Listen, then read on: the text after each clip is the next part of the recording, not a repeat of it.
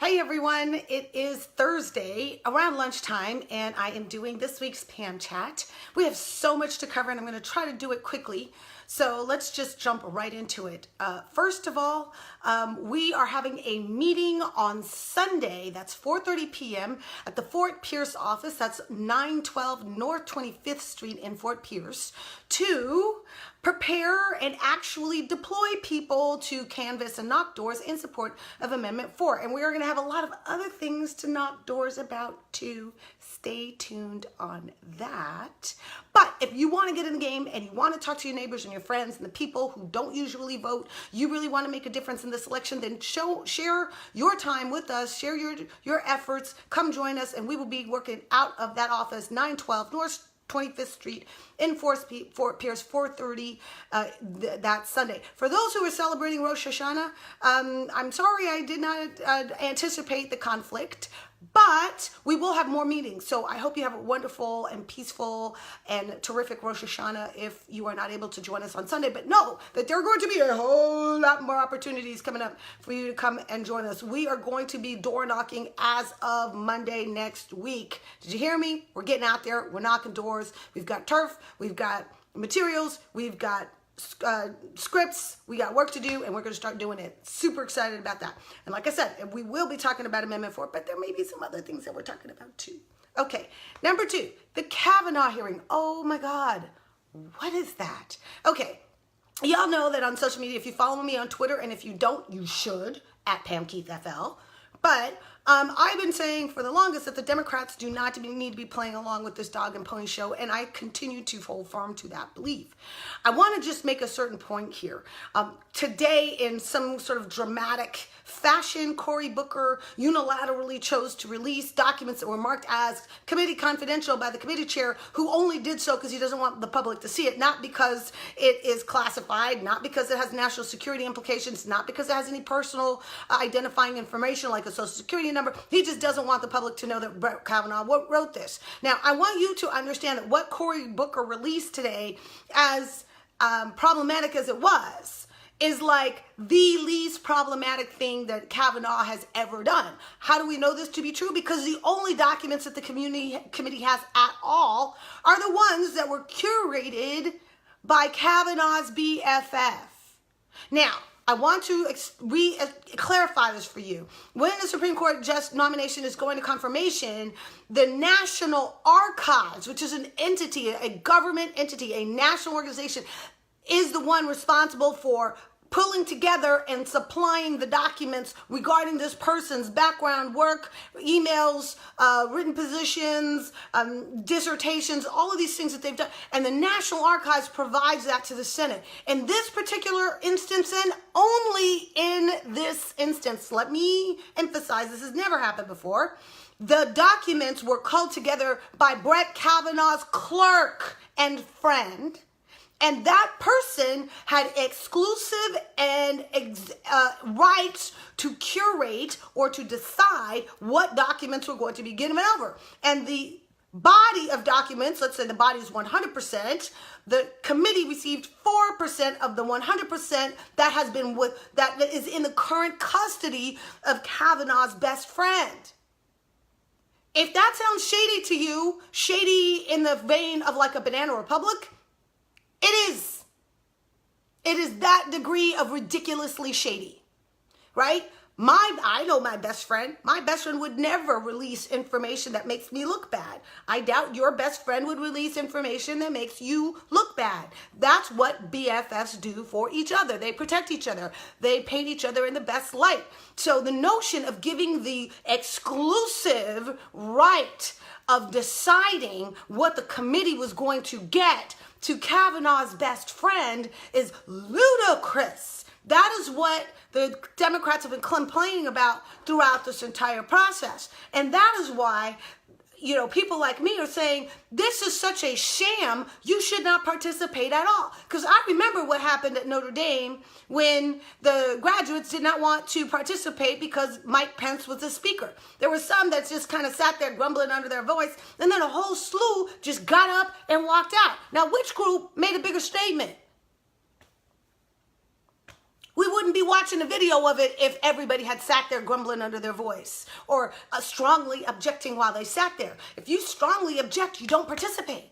You just don't participate. The Republicans have the votes to confirm Kavanaugh no matter what we say. So if they're going to do it no matter what we say, no matter what we do, then let's take out of their hands the ability to say that a proper confirmation process took place and advice and consent of the Senate was properly given. Let's take that off the table. Let's always have an asterisk around this process, okay? Because it shouldn't be viewed in any shape or form as the normal course of business in the Senate confirmation process. It's not.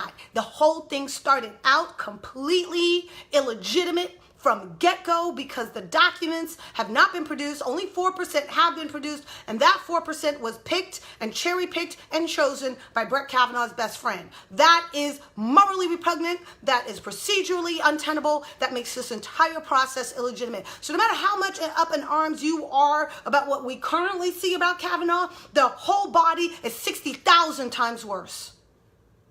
Right? He's the kind of guy that is so dangerous that his best friend won't let people see what he said. Incredibly dangerous. The good news is we, in 60 days, are going to have an opportunity to shift this thing completely around. Because remember, if the Republicans lose control of the Senate, all of this stops. I mean, all of this whole procedure, all of this goes away.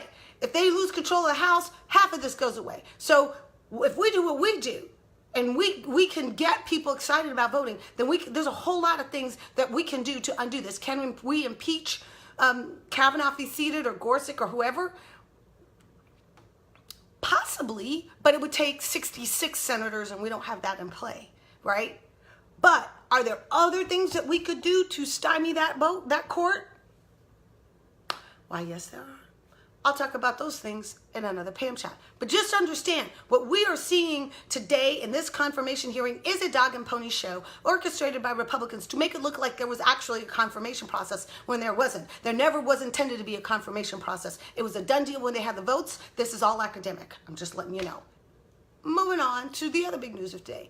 Andrew Gillum today, if you weren't paying attention, announced his lieutenant governor choice in Chris King. And I was like, oh yeah, that's a heck of a good choice. Let me tell you why I think that's a heck of a good choice. Now, everything is contextual, but the first thing you need to know is that a choice of a lieutenant governor, should be smart in two categories. It should be smart in helping you win the election, but it also needs to be smart in terms of how you govern and who will govern with you, because it's very important to have a good partner in your governing role, and someone who will back you up, stand with you, shares your values, is not going to create dissension, is not going to try to upstage you or undermine you or pull attention away from you or whatever. So those are important components. The other thing that you need to know is that it's part of the consideration is, what does this person bring to the table that you may be lacking in? So the person that you pick is the person who fills your gaps.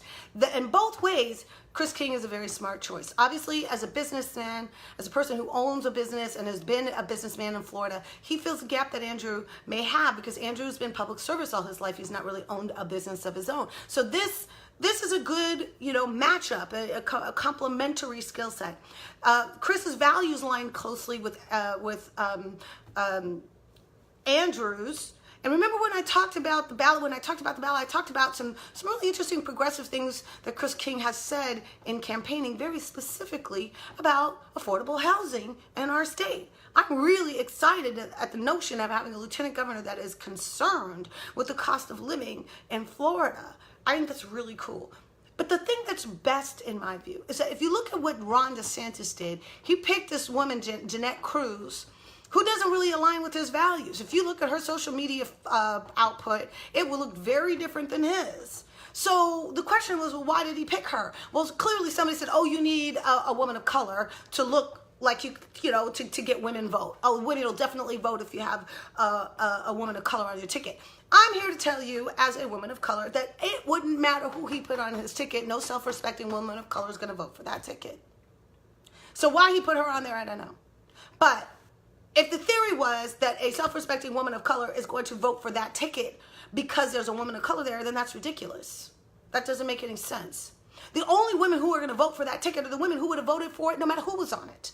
Because, quite frankly, those women believe totally in patriarchy. They believe in dominance of men in a society. That's what that party stands for right now. That's what the GOP is running with, and that's what Ron DeSantis believes in. And so if you are voting for him, you are voting for that. Him having a female on his ticket doesn't change that not one iota. So I don't know what the story is about all of that, but Janet, I think it was, did I say Cruz? It could have been Nunez. I don't know. Oh, girl, she's there to make him look less sexist than he actually is. Okay. I'm sure he needs to look less racist than he actually is too. Whatever.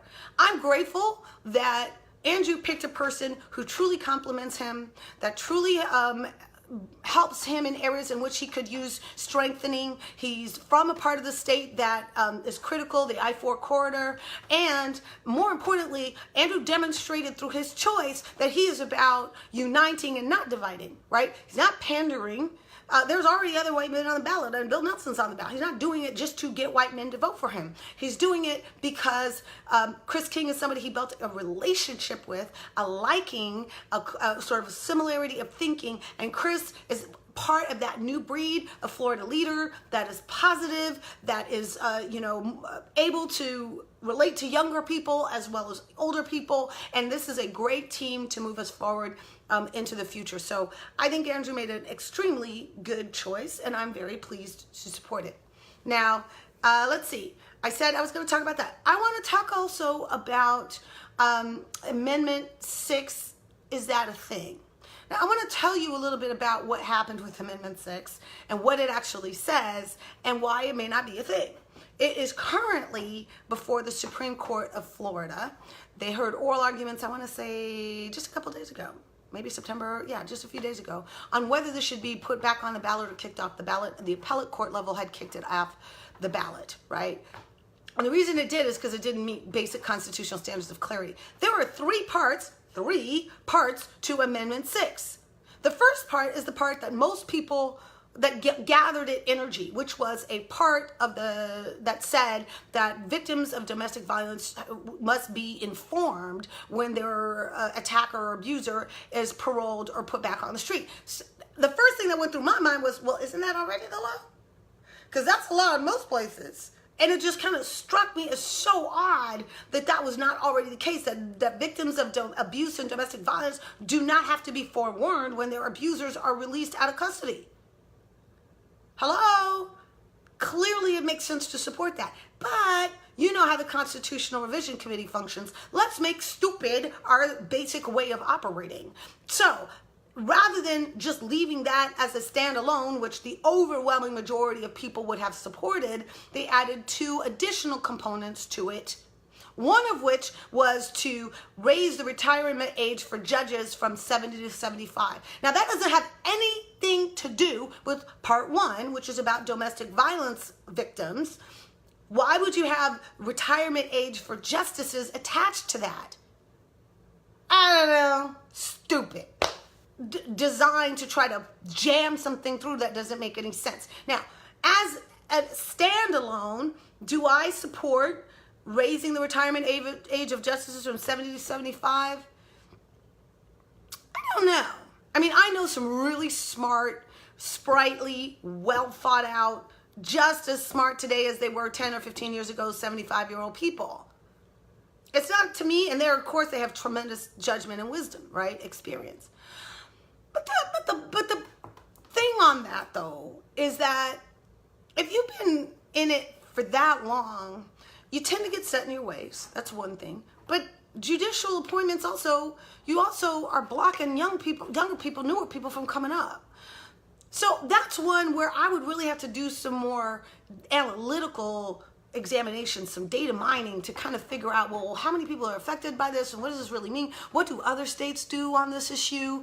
Because I am generally, for those of you who don't know, I am generally supportive of term limits because I think that entrenched power is unresponsive power. And I'm not a big fan of unresponsive power that's not responsive to the people. I'm not a big fan of that. So I am typically a supporter of some form of term limits. So for that reason, this one would have been one like, before I go all in on this, let me do my research. Okay? So that's one thing that I wanted to hit. the last component of Amendment 6 was the poison pill. The last component of Amendment 6 was talking about the interpretation by administrative bodies of Florida statutes. Now, the reason this is important is because there are a lot of administrative entities out there, especially those that administer things like health care, right?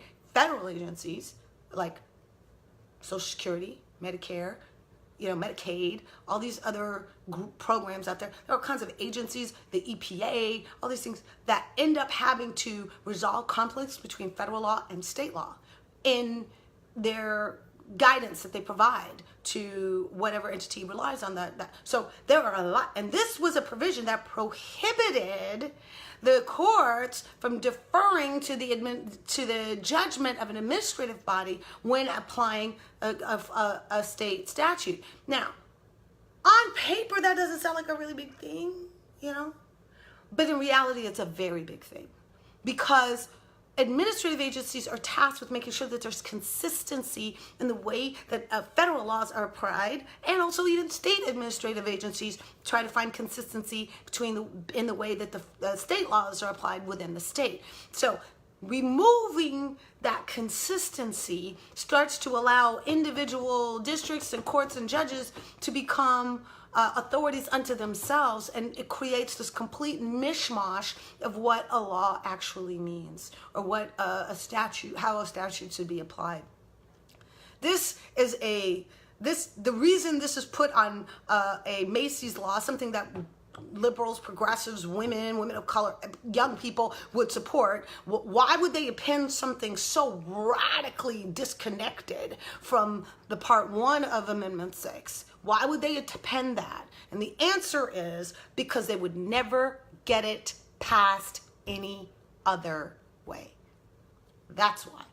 They appended something that is the pet child of hardcore right-wing Republicans onto something that is beloved by many, many people in order to push through one of their pet agenda items.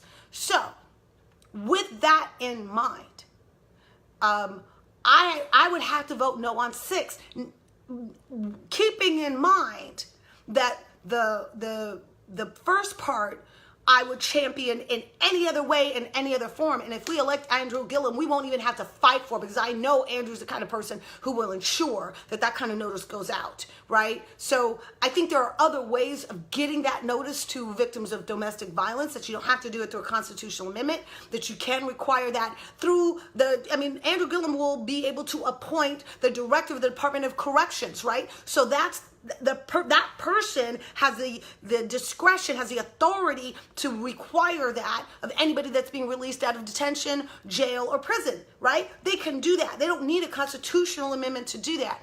I'd like to see that enshrined in Florida law. We can get that through the legislature if we ever get our act together to regain control of the legislature. But what I don't want to do is really, really handicap and stymie the rule of law and how it is interpreted and how it works with federal law in our state. That I do not want to do, and unfortunately, I don't think we can support that. Now, I will be clear, at this point, that Amendment 6 is not on our ballot yet. The court has not even ruled that it can be there, because people sued because of this little mishmashing, and the lower court agreed that this mishmashing was not right. They agreed that it was not right. And so it may not appear on a November ballot at all. But the reason the court agreed that it was not right is that the way this thing was written is so profoundly misleading and so likely to confuse people as to what they're voting on that they said, no, this doesn't even meet our constitutional parameters. And so I don't know if the Supreme Court's going to go along with that. Remember, the Supreme Court is like heavily Republican right now. But I don't know where that's all going to land, but I'm just going to tell you that's the essence of the problem, and that's why you need to understand it. The last thing that I want to talk about before I let you go is this, there's this piece of legislation that Brian Mast is sort of kicking around or kicking out and talking about, protecting our rivers from cyanobacteria. I'm going to tell you where the status of this is and why I'm not pouncing all over this thing because there seems to be some deep confusion as to what this thing actually does. Many river warriors, many environmentalists, including myself, have been strongly advocating for the right of the Army Corps of Engineers to consider health and human safety in the way that they release water into our rivers, especially if that water has high levels of toxins in it, right? We want them to make a choice based on what's best for the people. I agree with that. But this piece of legislation does not actually change the release schedules. It says at some point in time when the release schedules are amended, you can take into consider health and human safety. That's what one group of people have told me that's what this does. Another group of people told me, and I said, no. It's not you can consider it. This is now prohibited, right? That it's prohibitive. If it's prohibitive, if it says you cannot release this water into the rivers, then that does more, but it also has a bigger consequence. I want you to understand that right now there's only 4 ways that this water can be managed, right? When the lake goes high, the water goes high, you can either send it into the rivers, right? You can let it overflow the banks of the levee, which we will not do. We can flood the sugar fields south of the lake, or you can dump it onto the Miccosukee Indian lands to the slight west. Now, if you can't go east or west, then your only options are south, the Miccosukee land or the sugar land. Now, there's other legislation out there that does not allow us to flood sugarcane water fields if they're in active production. I don't know who passed that, Gail Harrell and others, but there's a problem under state statute to release the water onto the sugar fields. So what does that leave? If you can't go east or west and you can't go over the sugar fields, what does that leave? The Miccosukee land, that's what it leaves. Or you can pump it back into Orlando, pump it north into the cattle ranches. Is that what they're proposing?